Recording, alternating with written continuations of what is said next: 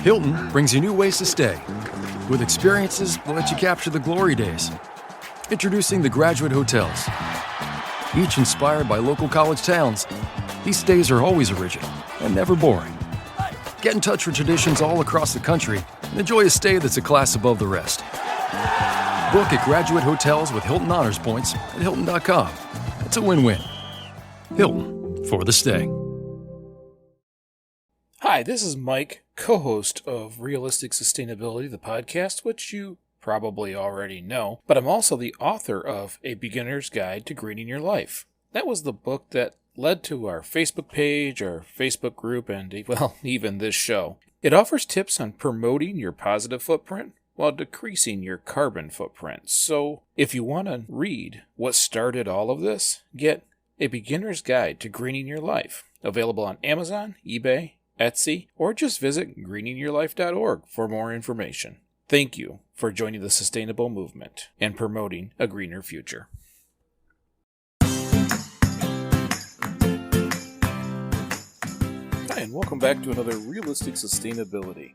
This week, I have some good news and I have some bad news. The good news is some of you have sent enough messages to both us and Starting Sustainability. We're going to do another crossover episode. And that episode is right now. But first, the bad news. Nick couldn't make it. He's still working on his business, and we couldn't get the time to align. So, this episode is Nickless. He does apologize. He wishes he could be here, and he will try to get to the next one, because he really missed a fun episode. This week, we dove right into my nerdy little wheelhouse with cloud computing and streaming. Is it sustainable? Well, stay on. Find out. I hope you enjoy this episode. Here it is. Well, hi, Mike, and welcome back. How are you? I'm excellent. How are you today? I'm doing good. We have quite a treat for all the listeners today. We are doing a second round of a Realistic Sustainability and Starting Sustainability crossover event. So this is number 2. Yay! You keep sending messages about it, so we had to. Yeah, and I'm glad it went over so well last time. And we've learned that a lot of our listeners now listen to both of us, which is really cool because as much as we discuss sustainability, you just can't cover all of it all the time. So it's great. Absolutely. And because I also listen to you, so there's many times that you'll start talking about something and I've got to stop and take notes. I need to talk about this on my show now. So just so you know, we're constantly stealing topics from you. Oh, perfect. Great. Because I've secretly been listening to yours and I'm writing down things that I want to talk about as well. Oh, I can't believe it. So it's an even steal. Well, real quick, I got to say, unfortunately, we could not get Nick on today. I know this is going to be a heartbreak for most people. Nick is almost always hooked to my hip, but because he's building that business, we're having some conflicts with time. He wishes he could be here. He apologizes to everyone. And if you get a chance, send him a message and pick on him because it's worth it and it's fun. I will. That goes for everybody. Everybody can send Nick a message and you can say it can't, Mike said I'm supposed to do this. That's perfectly fine. And let him know that he can't miss any more crossovers. It's just, he just can't do it. And Nick's not the only one who's super busy. Mike has a really cool project in the city that he lives in. Would you like to share about that? Give everybody an update? So you're just saying that because I was yawning earlier from being tired. But no, today was the first city cleanup day here in Durand, where we are getting all the flower beds and stuff around town cleaned up so that we can start integrating edible plants. So we're going to create edible landscaping. The city has approved it. I took it to the council. We got a 7 of 7 vote. Everybody was involved. Matter of fact, funny story, they were all there to fight.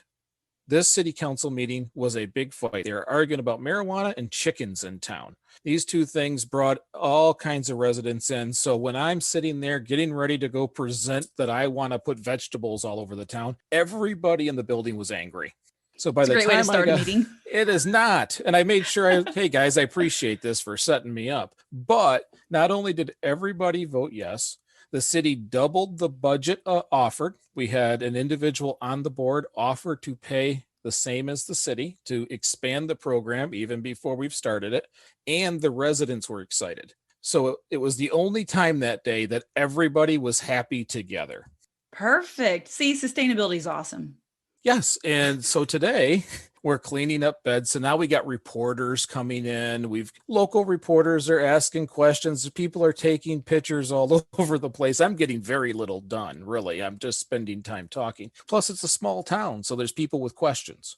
We told the residents, we're not going to have these discussions over the internet. Come on out. You don't have to pull weeds. You don't have to clean anything up. Just follow me around and I'll tell you all about it. And so far, I don't think we've got a single person upset. I think we're going to be able to integrate vegetables and fruits throughout this city free to the residents and possibly register our city as a legal food producer so restaurants can then pick those vegetables and add it to their meals. Oh, that's really cool. So Nick So can now use those for his catering business. he will be able to, as long as I can get that part done. Right now it's residents, but we are all excited. This is something you see in Europe, and I have not found a city-sponsored program in the United States yet. So we're documenting everything, and I'll put it on the Greening Your Life website so we can keep an eye on the progress. But it might just be the first city-driven project like this in America. That is really, really cool. So congratulations on that, because I know that was a lot of work and you still have a whole bunch of work ahead of you. No, it has to work. Congratulations and good luck, my friend. Thank you. Thank you very much. I'm so proud when I got garlic to grow in my front yard. I was like, yes, that happened.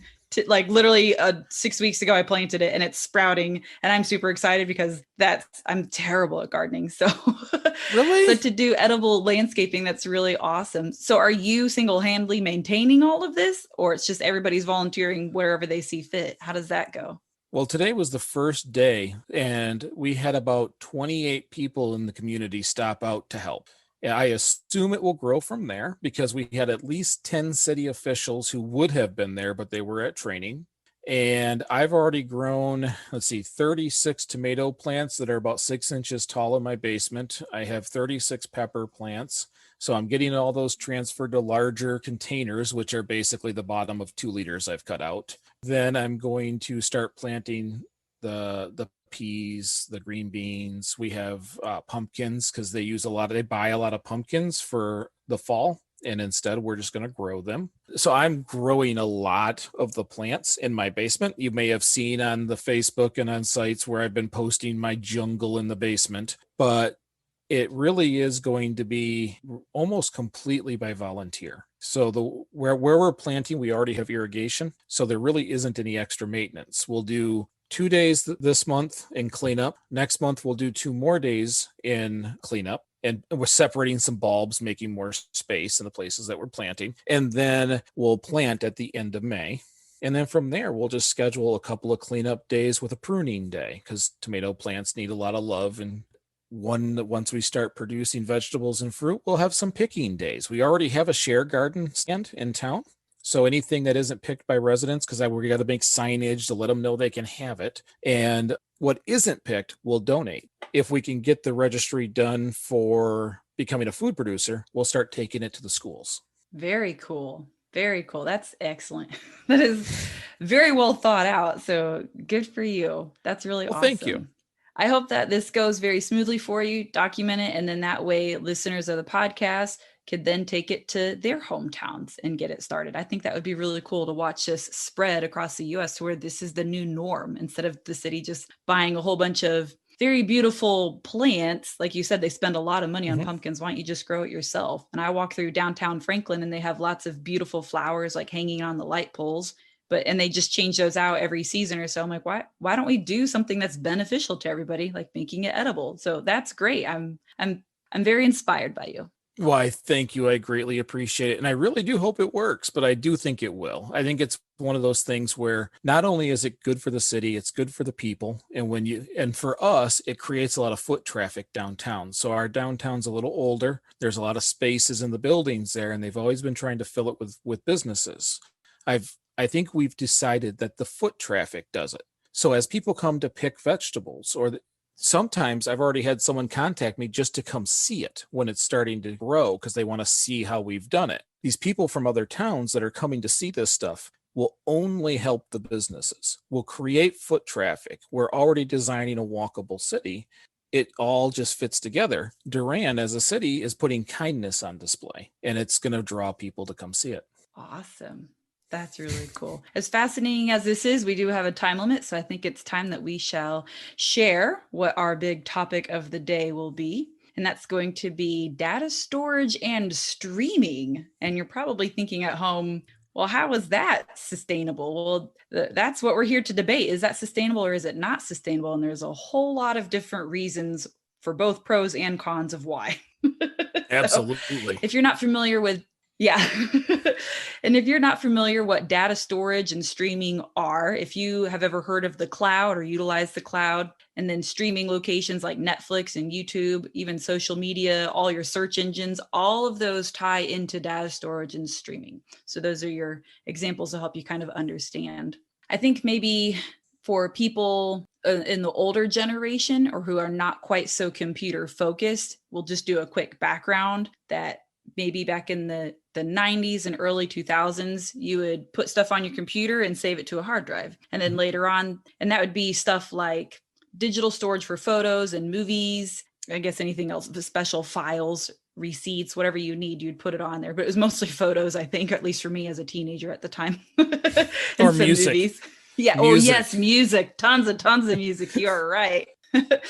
So then your hard drive would get full. So then you get an external hard drive where you could put more on it. And the problem was sometimes the external hard drives would break. Or if I remember one time I'd go through the airport and it went through the, what do you call that? X-ray. The X-ray, and it wiped it. So then when I got to my destination, nothing was on it at all, completely wiped it. And that's where these were the troubles that people were having. And that's where this idea of getting the cloud and like an online storage came from. So it does help because now you're not having to produce all those external hard drives, but instead you're having to build facilities to store all of this information where the cloud is. So hopefully that helps everybody understand what's going on. And another fun thing about storage is, as I was digging around, did you know that like thumb drives, USB thumb drives are not long-term storage? They have a small charge in them. And if you don't plug them back into a computer, the data can be lost in about 10 years. So there's a lot of people, I have friends just recently were like, well, can you put all of my pictures onto a thumb drive and we'll just leave it in the safe? Well, if they leave that in the safe way too long, it's going to be the same as going through your X-ray machine. It's going to corrupt and or erase everything on it. I did not know that. And that's very good to know because I do have a lot of stuff on thumb drives because I'm too cheap to pay for a monthly membership of the cloud. So I guess I need to reevaluate that or just plug them in every couple of years just to check them out. Maybe that's a better way to handle that. And it could have some pretty important stuff on there. Yeah, it usually does. I mean, I guess everybody would value it as important. That's why they are saving it and then backing it up on the external hard drive. So most of the time it is very important stuff. Can you explain what a data center is? Probably in better detail than what I could. So I'm going to let you do it. Fair enough. A data center is a server farm. And what I did is I looked up a couple of them, some of the larger ones in the United States. The Citadel, which is owned by a company named Switch, is the largest data center campus, and that is in Reno, Nevada.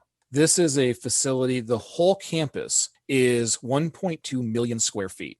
This is a facility that holds what you would call your hard drive in your computer. Trillions and trillions of terabytes of information are in these servers. And what they do is they lease what you would call hard drive space to other companies. So these massive buildings with massive servers holding massive amounts of information are just rental space for eBay and Amazon and Yahoo and any of these other companies like Facebook, for an example, to hold their data. And they are all over the country. And there's hundreds and hundreds of these places all over the country that hold all this data that we access. Because if I go to Amazon, it wants to go to the closest server farm because the further away, the slower it works. Got it. So what are the chances of these going bad? And like if it's a giant building, it could catch fire. It sounds like it'd be a target for theft, like for not just like, I don't know if you can just like take a hard drive or people could break into it and get all the files. I'm not really sure how that would work, but I feel like it should have a pretty darn good security system, at least. They are very secure and there's redundancy data. So one of the reasons why they have multiple, like for an example, Switch has 4 major campuses in the United States and they serve different quadrants of the country. But if they lose a quadrant, that data, that information is duplicated somewhere else. So you don't, if someone bombed the building, that data still exists. Okay. So I would like to share a quick little story. I first learned about data centers only like 4 years ago. And that's because my husband's an electrician and his company was hired in by a very famous search engine that we have signed contracts we cannot talk about. But I guarantee everybody's familiar with them because they're pretty darn popular. And they were building a data center. And I can't discuss the location or anything like that, but I can say that it was a data center being built and that it was going to be 20 buildings. It was supposed to be a 10-year project, 20 buildings. You're basically building a town just for these data centers. And I wanted to share that to give everybody an idea of how big and large and massive these things are. So big that 4 years into the project, they're only halfway done and the nearby city could not power it. So they had to shut the project down and relocate. So all those construction workers who had relocated for this 10-year job, they'd relocated their families, now had to go find new work. And it's a big old mess, but it was just very fascinating to me how I did not even know that existed or how gigantic it was. And to think that the more that we go online, because everything is transitioning to streaming and everybody's storing on this cloud, and we as consumers think the cloud is unlimited. I mean, it's just infinite. There's no reason for us to think that there is a limit, but the reality is there is. Eventually, we're not going to be able to build as many of these data centers. Like there is a limit at some point. So hopefully that helps bring it into people's perspective to kind of get a really good idea of what's going on with those data centers. I go straight to numbers, 7.2 million square feet. I'm not even sure we can really envision how big that necessarily is. When I talk about these, now just their data center, just where the servers are, is 1.3 million square feet. Do you have a comparison of is that a football field? I can't visualize numbers very well. Well, and that's funny. That's what I was just thinking as I wrote all these numbers down and I'm going, can I really compare that to something? That is just massive. For an example, the square feet of an acre is 43,560. And we're talking almost over a million. 1.3 million square feet just in the server farm, not the facility, just where the servers are. 7.2 million is how much property they have per square feet. Wow.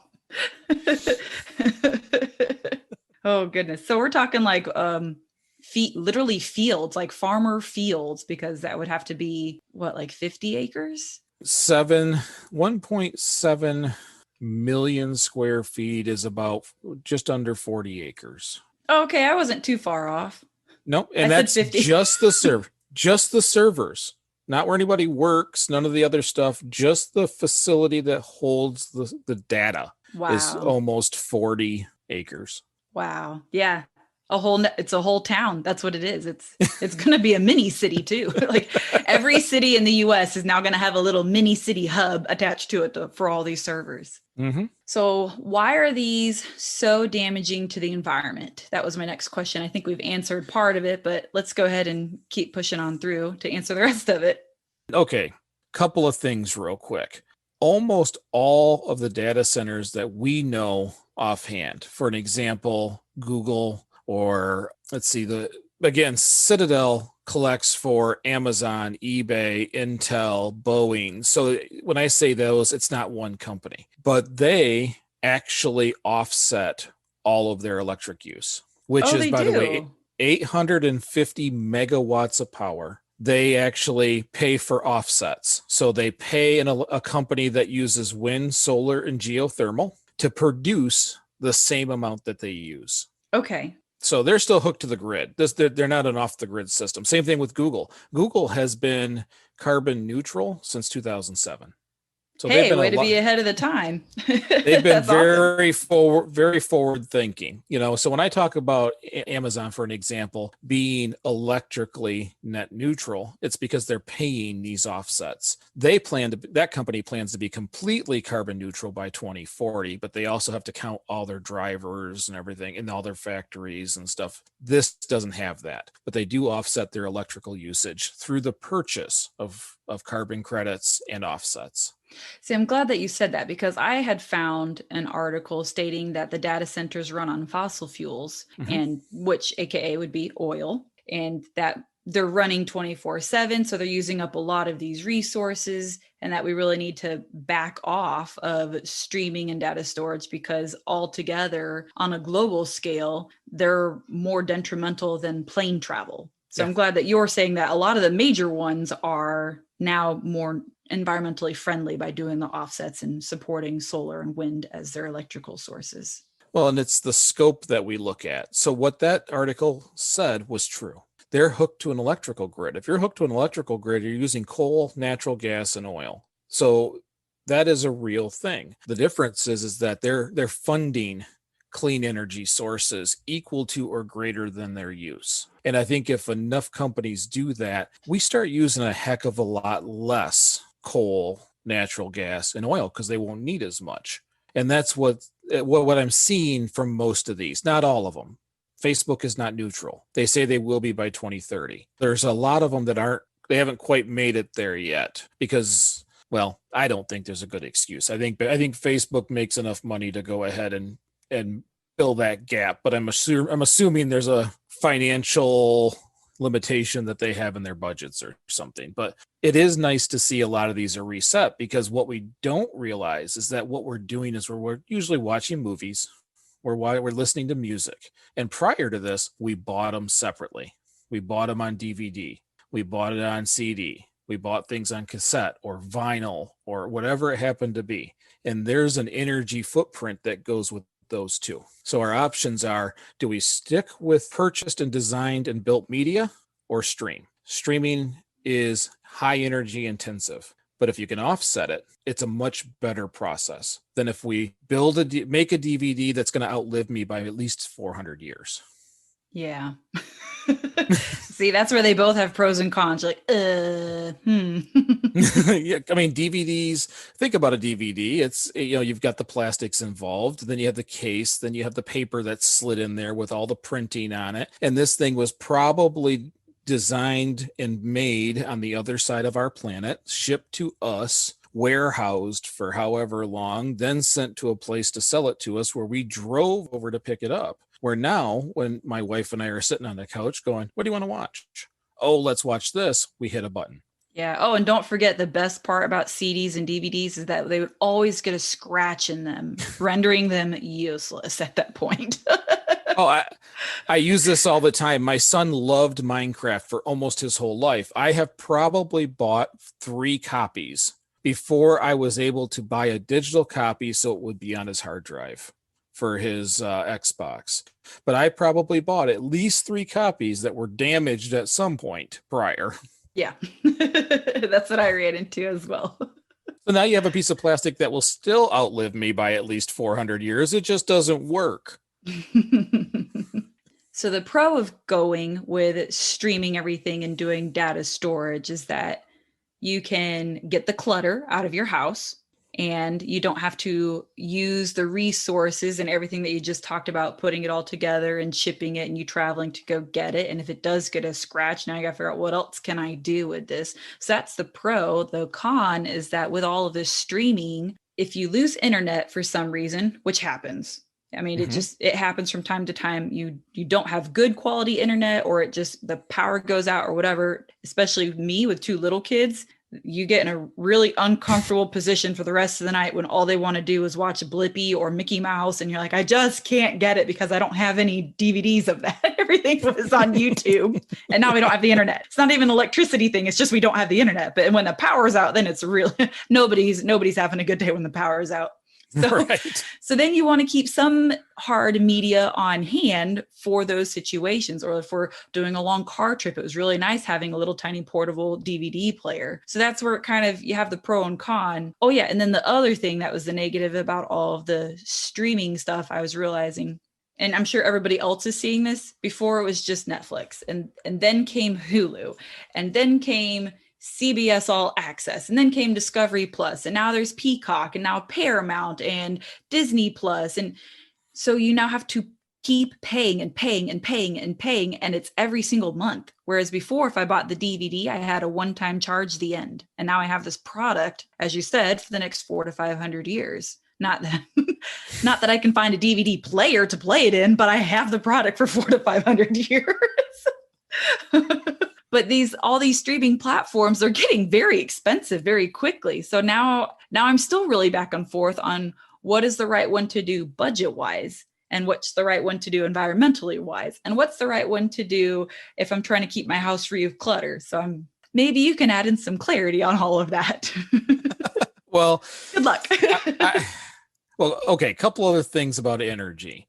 Your DVD players, your VCRs, all of these older pieces of equipment use so much electricity. This is before we even tried to use less. My wife loves obsolete media, as I like to put it, and she has one of those VHS/DVD players. If I plug that thing in, it's going to use as much electricity as an Xbox. And game systems use a tremendous amount, even on standby. An Xbox, for an example, will use 5 TVs worth on standby. And so do those multi-units, because they're powering multiple pieces inside. It has to be ready for use. It can't warm up. It's got to be ready right now. Also keep that in mind, is that the equipment that you need usually to play those older things uses a lot more electricity. So we have it, but we don't plug it in. We plug it in, we're going to use it. And in case you're wondering, we haven't used it.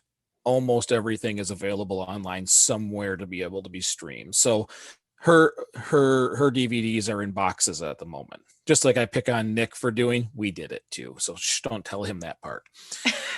Now, what is the best balance? Realistic sustainability talks about the realism of what you do. Every person has to make that decision on their own. When the power goes out here, we play board games. It's just how it is here. We're not digging out the DVDs. We're not kids coming wandering around like life has changed dramatically and that we're all going to die within the next 7 to 10 minutes without Wi-Fi connection. But what happens is we play Monopoly, or we play the game of life, or something that kind of brings us back to the table. That's what we choose to do. Now, my mom, that's why she kept her DVDs. When the power goes out, she watches a DVD. When the power goes out, or the internet? Well, actually, the internet is what I meant to say, but she's done it with the power out because she has a battery on the laptop. But we all have to kind of make our own way through some of those things. Is any one better than the other? Yeah, don't always buy something. I think that in the long term, streaming, a good example is Netflix will let you download. So if you're going on a trip or something, you can actually download episodes of things, and it will sit locally on the hard drive for a certain amount of days. I think you have 30 days. I think you have 30 days with the download on Netflix, because I've done that now, like for plane travel. Whereas before, I would bring my laptop and watch DVDs on my laptop. Okay, this is before kids. So I would bring a laptop and watch DVDs and the laptop for a long plane ride. And now I have a laptop that doesn't even have a CD drive, so I can't do that. So now I just download Netflix on my phone, and I just bring that and watch it. Yeah, phones, tablets, there's ways to get around. Technology has offered. If you own a movie through Amazon, it's downloadable too.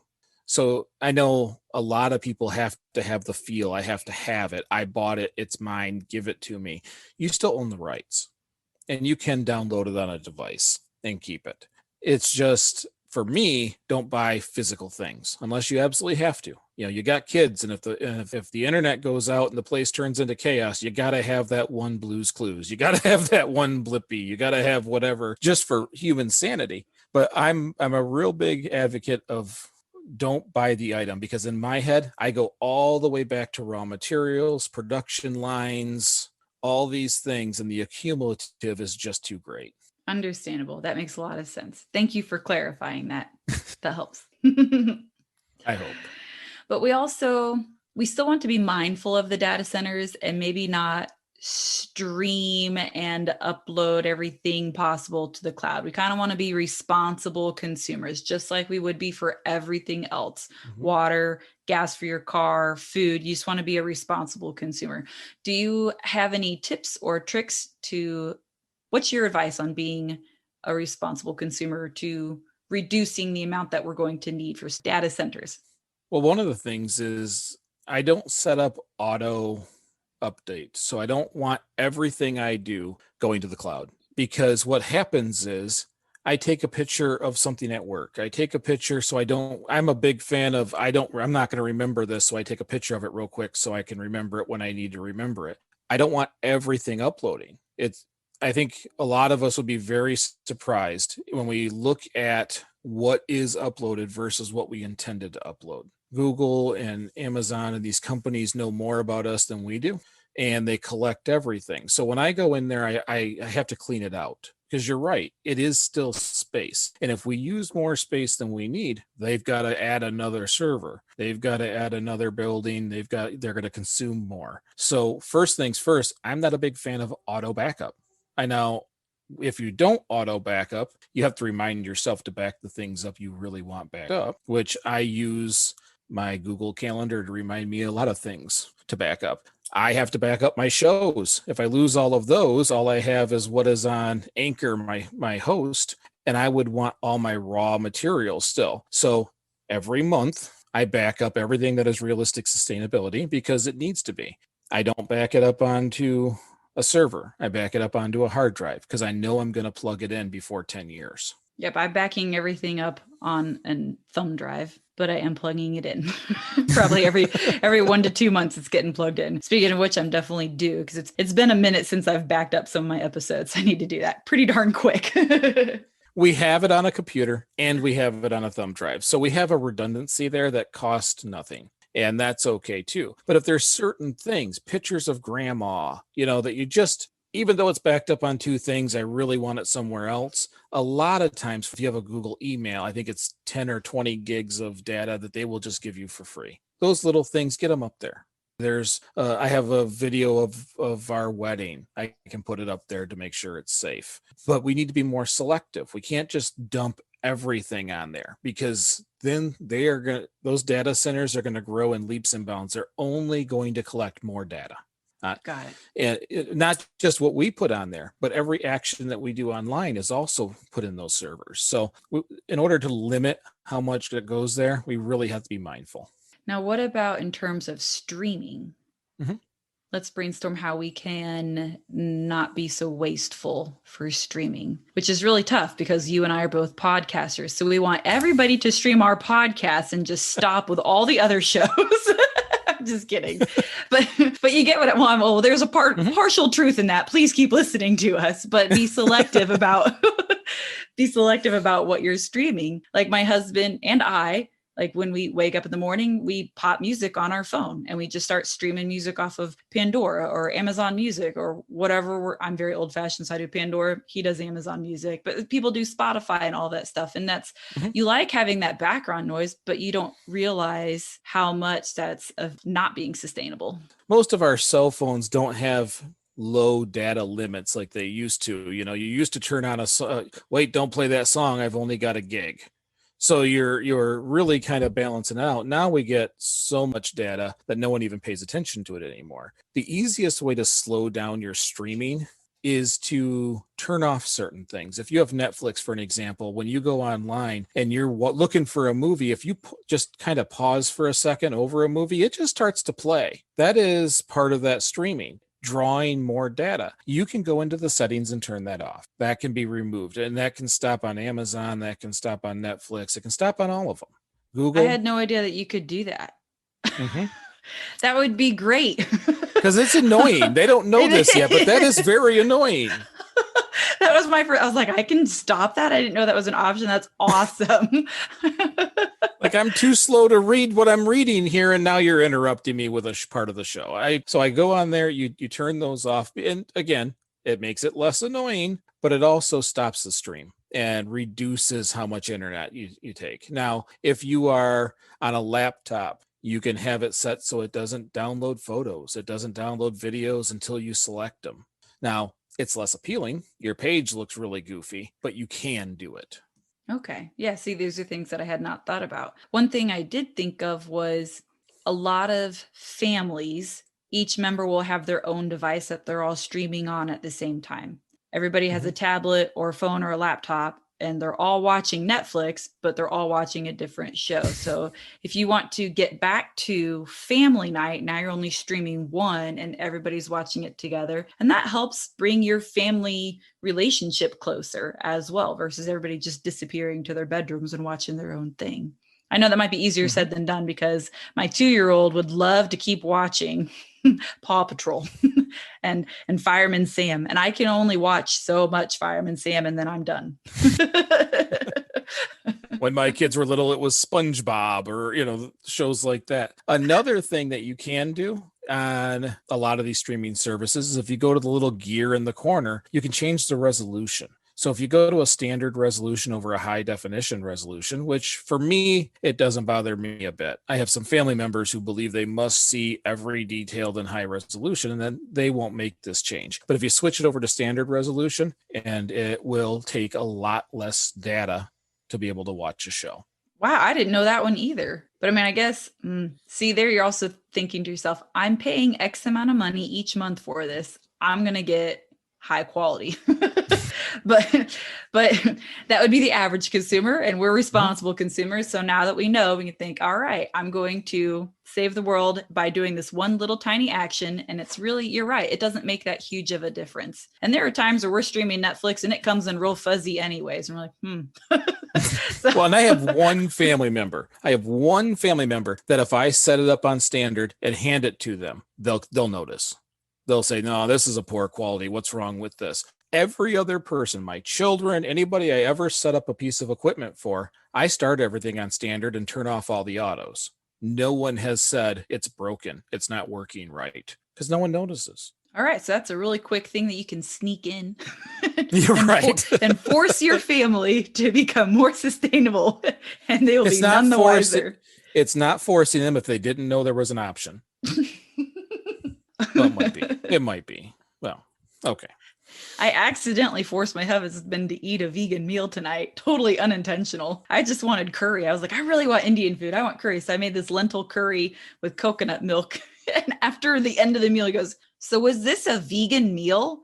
And I sat there and thought about it. I was like, yeah, I guess it was. There weren't any animal products in that. And you could see his face like, what did you just do? And I said, here's some butter. Do you want to throw it on top and make it not vegan anymore? Okay. I can't throw that stone, because recently I took my wife out for her birthday. We actually went to a restaurant, which is pretty rare right now. And I'm looking through the menu and I found the vegetarian meal. And should I get a steak? Should I get salmon? And I'm going, that kind of looks good.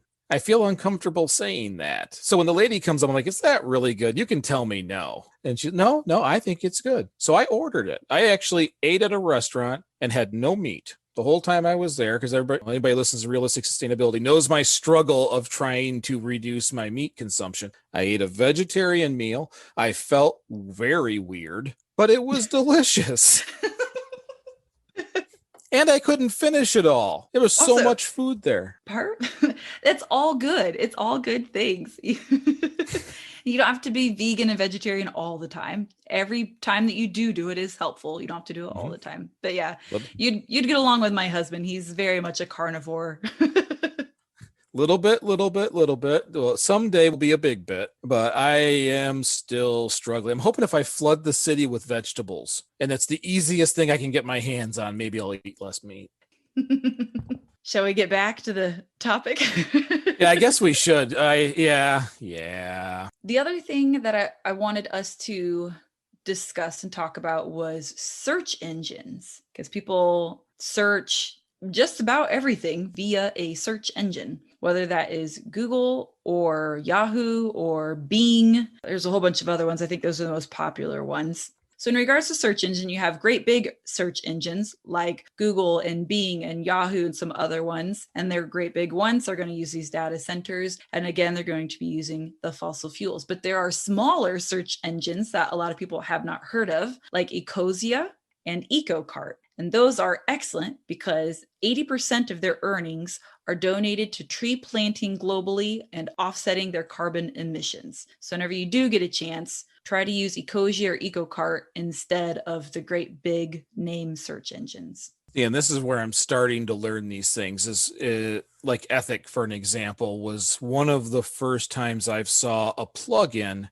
with sustainability. I'm just learning these eco carts and all these little things that are out there after working with Austin and Ethic. I like the fact that Google or some of these companies are offsetting with carbon credits, but I like it better when a search engine's going on the offense. So I'm learning now that there's ones out there that plant a tree. What was the one that you had named? Ecosia and EcoCart. Yeah, Ecosia. I'm just learning those just now, kind of getting that feeling after working with Ethic. Yeah, and after I interviewed Austin, I downloaded the Ethic web browser extension. And it is really cool because a lot of things that I go to, it'll pull up and it either has the green leaf or the green leaf with the big red circle and a slash through it. I'm like, oh, okay. It just helps me take 1 second to rethink, okay, let me search again until I find a company or website or whatever it is that I'm looking for that has that green leaf, because that's the one that I want to utilize and support. Right. And it's the very first thing I look at now. He's got my eyes moving where he wants them to go, because that's the first thing I look at when I search something. And I love the fact that we can have some of these tied to our search engines to help us be more sustainable, because it's impossible. I know this, you know this. It is impossible to know the best answer every time. And any little tool that we can get that will help us make a better decision, bring them on. Yeah, because prior to these web browser extensions, it was you have to research the companies until you find one that is sustainable. And I'm like, I don't have time to research every single company. So Austin's doing it right. I'm like, just give me the green light or red light. Like, just let me know if it's good or bad. I don't want to sit here and research everything. Now, being the numbers nerd, I'd still like a gradient. You know, how many stars are 1 through 100? I keep picking on him about that, but it gives me a much easier way to assess, because prior to this, I would go to their website, I would go to their sustainability, and I would see if they're using a triple bottom line, where they're going to treat the environment and their people the same as their profits. And that really limits you to how many places you can shop. Yeah. So another cool thing that I found that I want to share is that EcoCart does have a Google Chrome extension, just like Ethic, and you can use it in, was that my phone? Oh, because I said Google, so my phone just went doo-doo. I need to turn that off. Speaking of wasted streaming, we should just leave that in. That's funny. I'm leaving that in. So what I was saying is that, so the EcoCart Google Chrome extension, you can use it in the background when you're online shopping, and it will automatically calculate and offset the carbon footprint of online orders, which will help now directly reduce your own carbon footprint. So you can probably use those two web browsers extension simultaneously and get like double sustainability efforts all in one. I would like it if I'm going to have to download it and see if it's, how it's doing its carbon footprint calculation. Cause me being the nerd that likes the whole embodied energy, I want to see how convoluted they've gotten this thing. I want to see how far are you going? Or are you just looking at small pieces? Because I think that everything you buy should have its embodied energy on it. How many kilowatt hours of electricity were used to get this in your hand? I think that would be a measurement on products, no different than calories on food products, to help to try to make some better decisions in your intake. I think the same thing should happen. There should be an equivalent energy rating. You're buying this DVD, that's the same as owning an elephant, something that gives it some kind of tangible idea of what it went through to get you this. I do agree with that. And I have some really cool news that I want to share with you. There are places all over Europe, and Harvard is doing this, at least food wise in their cafes. When you go into the cafe to make a choice on your food, they will highlight the carbon emissions associated with each food. So then obviously the vegetables would be lower, meat items would be higher. If it's local, it'd be lower. If it was something that was imported, it would be higher. So now you can kind of, just like you'd have the calorie information, now you'd have a CO2 rating to let you know where your food is coming from and the impact that it's having. And that can help you make a choice as a consumer. Now, it's not real common yet. And like Harvard's, we were looking at that for our cafes, and Harvard's is obviously tailored to Harvard, which is in the East Coast, and we're in the Midwest. So I'm like, we can't use that. And then I found another one over in Europe, and I was like, that's really cool. Not applicable here. So I gotta, so if anybody knows of a good calculator that I can use for my own personal cafes here in Indiana, that would be awesome. But it's coming. It's coming. I don't know if it's going to be every single product, but at least food it's starting to be tracked, and it's starting to be noted on the food item, at least within the cafes. So hopefully within the next decade, Michael, that will be something that'll be more prevalently and easily found.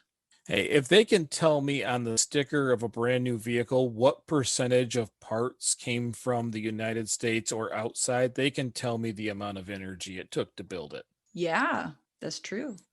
So hopefully this moves a little quicker. As we learn and we talk and we all have these conversations, we all work in different industries. We can all push a different bruise, if you will. Hopefully someday you go to buy some clothing, you look at the price tag, and it will also tell you how much water they wasted to make it. That would be a terrible marketing strategy for the brand of clothing. Well, it's not really for them. It's for us. But that's how you put your business out of business. Or you're the one with the lower number. Yeah. That's a big deal. And the winner would always be a secondhand shop. Every time. Well, is there anything else that we need to cover in regard to data centers and streaming and search engines and the cloud, or did we hit it all? The only point I wanted to make here is the fact that we're having the conversation and that the listeners are hearing the conversation, and it may even prompt a conversation of their own. We've already won, because all we want to do is make someone think before they buy a product, think before they turn something on, think before they stream. And just simply discussing it kind of embeds it in the back of our memory. So when we go to do something, if I go to get a pop and I still use this reusable cup, it's a decision I've made. It's those conversations that we have week in and week out that help people make those better decisions. So honestly, we've already won, at least a little. The moment someone thinks, maybe we'll do family net, we've already won. Perfect. Now we need to end the episode there. That was a great ending. No, we have way cooler ending, and it makes me look really bad. All right. Really bad. So is this another challenge? It's challenge time, and it sounds like I'm about to win again. Oh, it's bad. It's bad. Okay, so I have been tasked with coming up with our challenge. Like last time, the stories were so good that even my son made it his highlight of his episode that he made. So what I wanted to hear from everybody out there listening, how much obsolete media do you have? How many DVDs have you collected? Do you still have the wall of VHSs?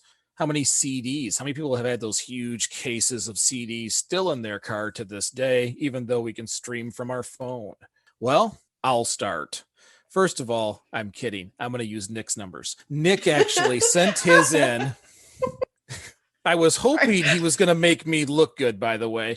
He has 756 DVDs. Now, first of all, that's a very odd number. That means him and his wife counted those because he got lazy later on. He had 45 Blu-rays on top of that. 100 plus VHSs. See, he got lazy there. He didn't count those. He just knows it's a lot.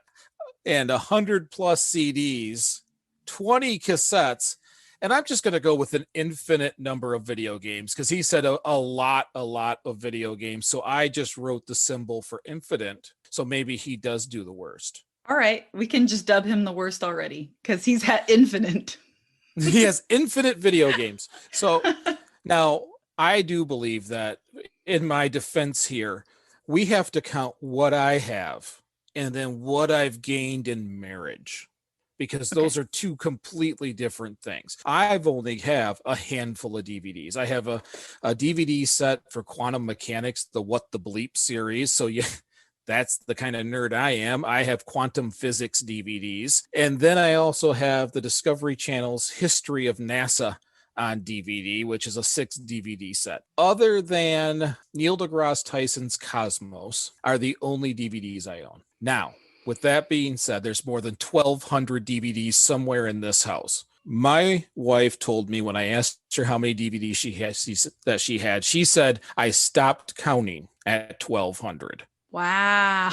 Where do you store them all? We have large U-Haul boxes because she doesn't want to get rid of them for some reason. And apparently there's some very unique movies in there, which we haven't watched in the first year of marriage, I'd like to say. But we still have large U-Haul boxes. Now, I've been trying to lobby Nick, like, hey, if you're not going to watch them, sell them to someone who will. Because just having them in your closet, they're just going to be there for 400 plus years. You're going to be passing it down for 5 generations. Just get them to someone who will use them. It's some advice that we should probably take inward here at my household. But she right now needs those are her emotional security DVDs. So we have them in boxes. She also has 20 vinyl records and a record player. May I say, she wanted to make sure that I tell everybody they are excellent records and that the record player is fantastic. I'm not sure what that means because I've never owned a record. And we have a couple of video games, but I'll be honest, ever since the great consistent scratching of the Minecraft, I've gone straight to hard drives and cloud servers. Wow. Yeah. I don't know why I would pick a challenge that makes me look bad, but I did. Okay. Well, I'm so glad this challenge came out now after Christmas because it's currently April 10th. So I had some time after Christmas because before Christmas, my numbers would have been a lot worse. So I went through a minimalism phase and got rid of a lot of stuff, but I went through and just did it's honestly my husband and I collectively, but we are just, I don't know. I guess we're just more into streaming. So my numbers are so low. So for DVDs, the grand total is 70. 35 of them are movies. And that's because I kept the movies we had never seen. All of the ones that we had seen, I got rid of because we don't go back and rewatch. We just, there might be 2 or 3 that are like true classics. Like we have The Princess Bride and we have a couple of the Fast and Furious because those are his favorites and those are my favorites. And so those are the classics that we kept, but that's only 4. The others are all little kid DVDs that were gifted to us from his mom because they were his niece's DVDs and she's outgrown them. So all those movies now came to us. So we had way more at Christmas time. And I was just, I literally would put a box out on the porch and put a little post in the neighborhood, free movies, come get them because we don't need 80 plus kid movies. So we are down to like 30 kid movies and 5 adult movies. So of the 70 DVDs, the other 35 are all workout DVDs. And I don't believe in paying for a monthly gym membership or paying for a monthly online gym membership like with Beachbody or Les Mills or all those different programs. So these are true DVD workouts and I use them all the time. So I've got P90X and I have tap out workouts and I have body combat workouts. So those I keep and I don't have anything streaming at all. VHS tapes, we have none at all. I think that might be a generation gap that they just like by the time that we were adults, VHSs did not really exist. I had them all growing up. So if you would have asked me to run this at my parents' house, these numbers would have been significantly higher because I was the youngest of 8 kids. So there were all walls of books on tape that you would sit there and have the book and they would read it and you'd listen and follow along. Like we had, everything. We had, my dad has 8-tracks. He has reel to reels. He's got every type of media. My parents literally have multiple closets full of all this media stuff. So I'm glad we're doing mine. So I have 0 VHS. And when it comes to CDs, I have 24 that are music based. that just came back to me a few months ago because my mom brought in tubs from the basement of my stuff from when I went to college. So I got these tubs back and I found all of my music CDs from high school. So I just accumulated these 24 that I didn't have prior to that. And then I have an additional 10 CDs that also came back in those, and they were like computer programs. So I have like American Greetings card where you can go on, like you can put, it was a program they put on your computer and you could make a card. Like that was when e-cards started becoming a thing and you could make your own e-card. So I have that, and I have a review that's 6 of those 10 computers, which the 6 of the 10 computer program DVDs are from when I took the test to become a registered dietitian.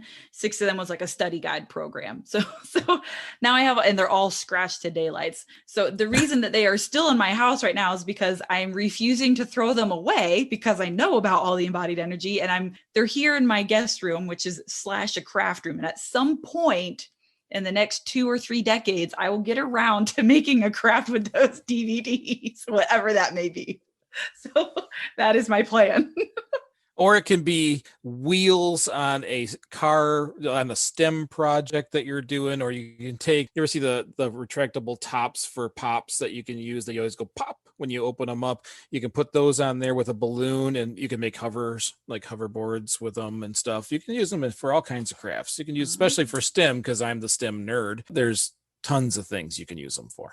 Yeah, yours are way cooler. I was thinking I could break them into a whole bunch of pieces and use it as like a mosaic on top of a vase or something. That was all I came up with. So yours are way better.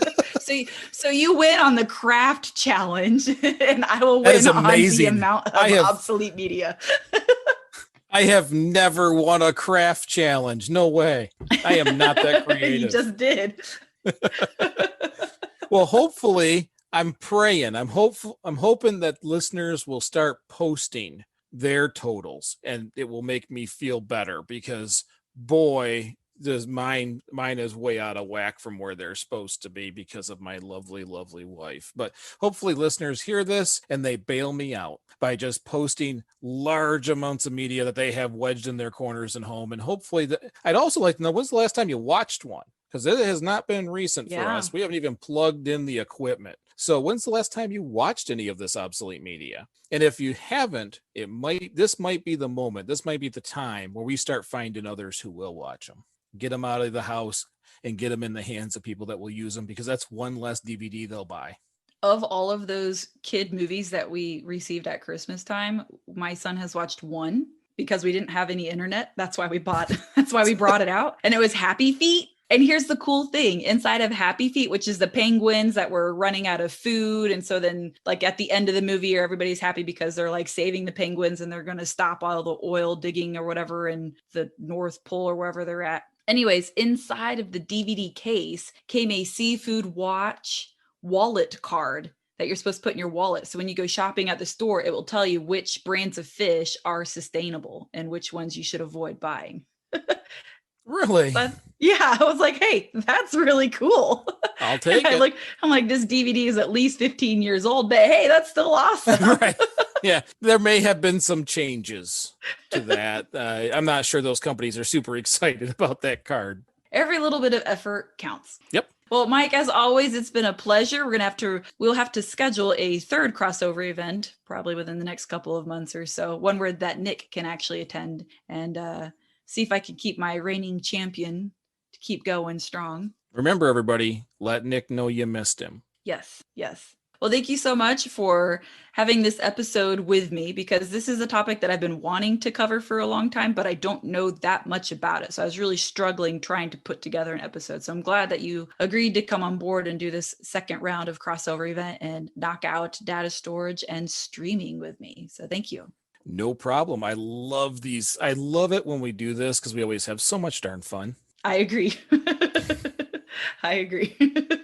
Thank you so much for having me on. I really do appreciate it. You're welcome. You're welcome. And same to you. Well, that's all we have for this week. I had a blast doing this episode. Caitlin is so much fun to work with, and I really appreciate everybody who has bugged her enough to get us back on her show. I really am honored. It's pretty special to be able to get on her show twice. So, again, thank you for bugging her.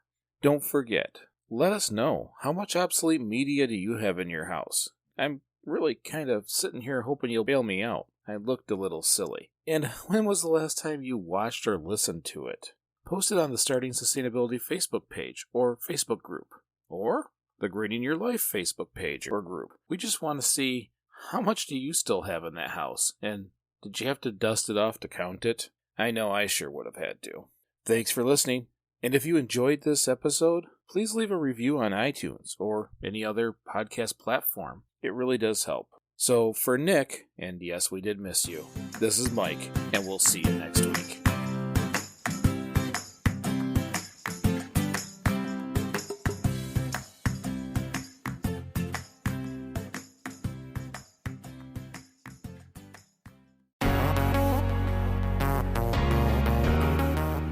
Feeling overwhelmed by climate change? Looking for sustainable and ethical brands to support? Then Ethic is perfect for you. Ethic is a simple browser extension that helps you find sustainable and ethical brands online. Learn more at ethyk.org, ethyk.org.